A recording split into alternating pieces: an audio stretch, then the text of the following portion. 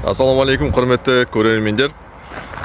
Чемпиондар лигасы аясындағы 4-1 кезеңінде кереметтей бізде матчтар, ойындар күтіп тұр. Жалпы Реал Мадрид пен Бавария арасындағы матч бұл 8 сәуірде жалғасын табады.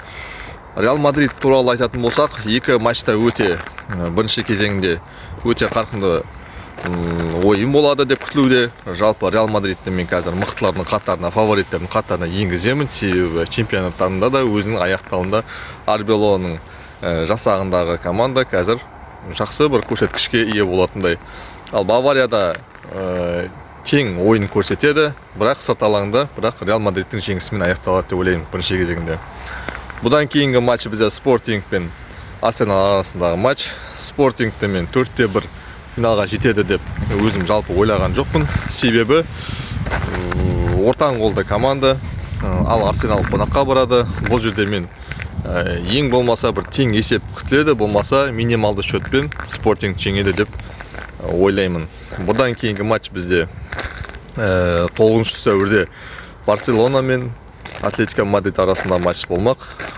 Барселона жалпы қазір өзінің чемпионатында қарқынды өзінің орнын сақтап, өзінің өрнегін қосып жатыр. Ламин Ямальдың ойыны керемет.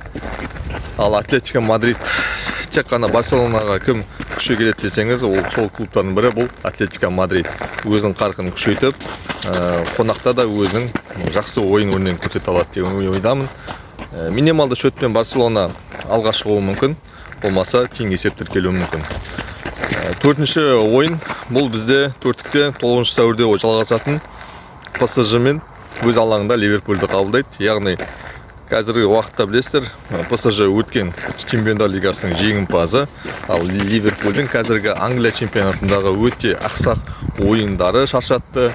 Олардың Арне Слоттың баптауындағы тактикалар шаршаған секілді. Мен бұл жерде фаворитті ПСЖ деп белгілеймін, бірақ өзім Ливерпульдің жанкүйерімін. Жалпы жақсы ойындар күтілуде. Алыс қалмаңыздар, бұл матчтарды алдағы уақытта бірге көретін боламыз. Біздің ақпарат ұнаса, парақшамызға тіркеліп, лайк басып, пікірлеріңізді қалдырыңыздар ағайын.